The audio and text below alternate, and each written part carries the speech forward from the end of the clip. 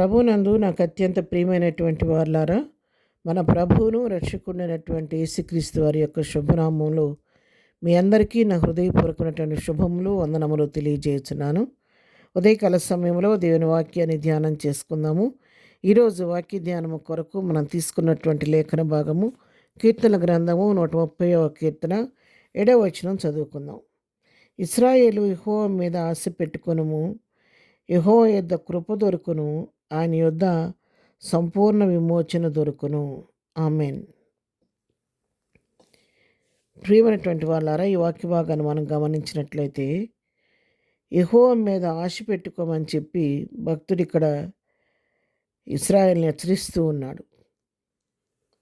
ఎందుకంటే యెహోవా యొద్ద మీద ఎవరైతే ఆశ పెట్టుకుంటారో వారి జీవితాలకు ఏ కొదువు అనేది ఉండదు.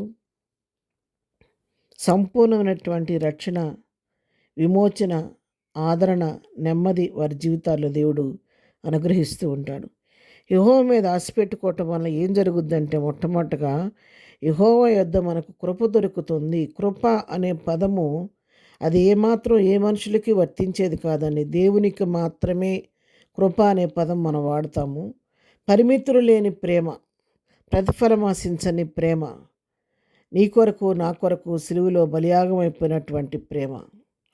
ఆ కృపను బట్టి మాత్రమే మనం రక్షించబడ్డాం కానీ, కృప వలననే మనం రక్షించబడ్డాం కానీ మన శక్తిని బట్టి, మన బలాన్ని బట్టి, మన నీతిని బట్టి కానే కాదు. ఆయన కృపను బట్టి మాత్రమే నశించిపోవలసిన మనము రక్షించబడి ఈ దినాన ఆయన కుమారులుగా మనం అంగీకరించబడ్డాము. ఆయన కృపను బట్టి మాత్రమే చీకట్లో నుంచి, గాఢాంధకారంలో నుండి మన వెలుగులోకి దాటించబడ్డాము. ప్రభు యొక్క కృపను బట్టి మాత్రమే మరణంలో నుంచి మనం జీవములోనికి దాటింపబడ్డాము. మరణపాత్రులు మనలను మరణ శిక్ష నుంచి విడిపించి మనకు బదులుగా అతని శిక్ష అనుభవించి నీకు నాకు విడుదలిచ్చి విమోచనిచ్చినటువంటి వాడు మన ప్రభు అయినటువంటి యేసుక్రీస్తు. యెహోవా యొద్ద కృప దొరుకుతుంది, ఆయన యొద్ద సంపూర్ణమైన విమోచన దొరుకుతుంది. అవును, నీ నా పాపాలకు పరిపూర్ణమైనటువంటి విడుదల, క్షమాపణ, విమోచన ప్రభు దగ్గర దొరుకుద్ది. అంతేకాదు, ప్రభువులో ఉండి ఆయనలో స్థిరులుగా ఉండి ప్రభు వైపు చూస్తూ ఆయన మీద ఆశ పెట్టుకునే వారి జీవితాల్లో అద్భుతాలు, ఆశ్చర్యకార్యాలు దేవుడు చేస్తూ ఉంటాడు. వారిని ఎప్పుడు కూడా ఆయన కంటికి రెప్పలాగా కాపాడుతూ ఉంటాడు. షడ్రక్, మేషక్, అబేద్నెగోలతో కూడా అగ్నిగుండంలో ఉండి అగ్నిబరమును చల్లార్చి వారిని కాపాడిన దేవుడు. దానియేలుతో కూడా సింహబోన్లో ఉండి సింహాల నోళ్లను మూసివేసి దానియేలు పక్షంగా ఉండి కార్యం చేసిన దేవుడు నీతో కూడా నాతో కూడా నిత్యం ఉండి ఆయన కంటికి రెప్పలాగా కాపాడుతూ ఉంటాడు. ఇశ్రాయేల్ని కాపాడాడు, కునుకడు నిద్రపోడని వాక్యం సెలవిచ్చినట్లుగా ఆయన కునుకక నిద్రపోకుండా నీ పట్ల నా పట్ల ఎంతో శ్రద్ధ వహించి మన కుడి ఎడమన ముందు గనుక తన దూతలతో మనల్ని ఆవరించి ప్రతి కీడు నుంచి ఆయన ఎప్పటికప్పుడు తప్పిస్తూ ఉంటాడు. ఎందుకంటే ఈమె నా కుమార్తె, నా సొత్తు, నా కుమారుడు, ఇతను నా విలువ పెట్టి కొనుక్కున్న నా కుమారుడు కాబట్టి నేను నా బిడ్డల్ని నా కవిగిట్లో దాయాలని ఒక కోడి ఏ విధంగా తన రెక్కల నీడలో తన పిల్లలను దాచిపెడుతూ ఉంటుందో అపాయం రాకుండా ఆయన తన రెక్కల క్రింద మనల్ని దాచి భద్రపరిచి ప్రతి కీడు నుండి ఆయన తప్పిస్తూ ఉంటాడు. అపాయం మనకు ఎదురవుతున్నప్పుడు మనకు ముందుగా తను వెళ్ళి ఆ యొక్క ఆటంకాలను, అడ్డుబండలను తొలగించి అపాయాల నుంచి దేవుడు మమ్మల్ని తప్పిస్తూ ఉంటాడు. మనం సంరక్షిస్తూ ఉంటాడు, కాపాడుతూ ఉంటాడు.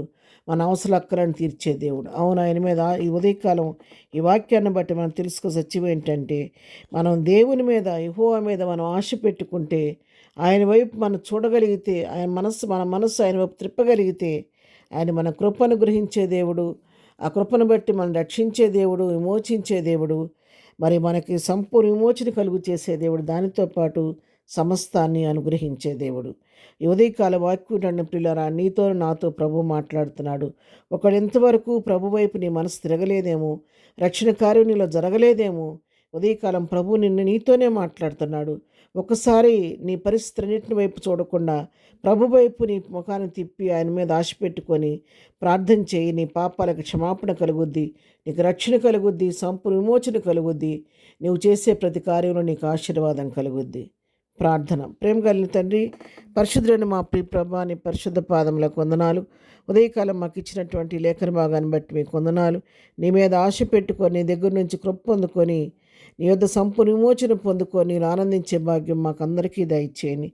రక్షణ వారికి రక్షణ దయచేయండి. రక్షణలో వెనబడిపోయిన వారిని మళ్ళీ వెలిగించండి నాయన. పడిపోయిన వారిని లేవనెత్తండి. బలహీనలు బలపరచండి. దుఃఖంలో ఉన్న వారిని ఓదార్చండి నాయన. ఏదైనా బర్త్డే మ్యారేజ్ చేసుకుని వాళ్ళని దీవించి ఆశీర్దించి ఇద్దరు దీవులతో నింపి నడిపించమని యేసునామంలో ప్రార్థించడి పొందుకొని ఉన్నాము తండ్రి. ఆమెన్. ప్రభు కృప సదాకాలం మనందరికీ తోడయుండి నడిపించును గాక. ఆమెన్.